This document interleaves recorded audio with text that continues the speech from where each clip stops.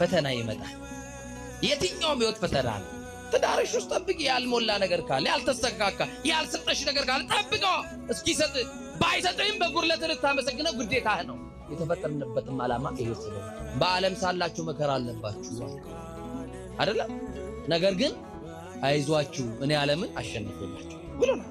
አንዳንዱ ሞኞች በትዳር ህይወታቸው ፈተና ሲበዛባቸው እንደው የእጭ ምንኩስና ይሻለኛል ብለው እንደ ማስፈራሪያ ያደርገዋል። አይደለም፣ ሁለቱም ማትረፊያ ነው። እናቴ የተሰጠ መክሊት ላይ ብትቆይ ይሻላል። እውነት አስብ።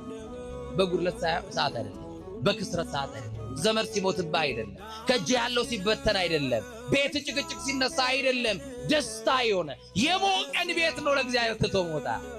የሞላውን ጎጆ ነው እንጂ ትቶ መውጣት የናት። ይሄ ነው ምናኔ። መታጠቡ ላይ ፈራን ንስሐ፣ መንጻቱ ላይ ፈራን ምን ነው? ንስሐ መግባቱ ላይ ፈራን ምን ነው? ከምስጢራት ተሳትፎ መድረስ፣ ቅዱስ ቁርባን መቀበል ለምን ፈራን? ውስጥ ገብቶ ማስቀደሱን አልፈራንም?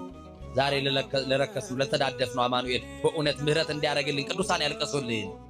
የሚያቆሽሻችሁን ነገር አይሆንም በሉ። እግዚአብሔር የማይከብርበትን ነገር መቅደስ ሰውነታችን የሚያቆሽሽ ነገር አይሆንም በሉ። በወጣትነት ዘመን ውስጥ ስኬትን ከሚያጨልሙ ህይወትን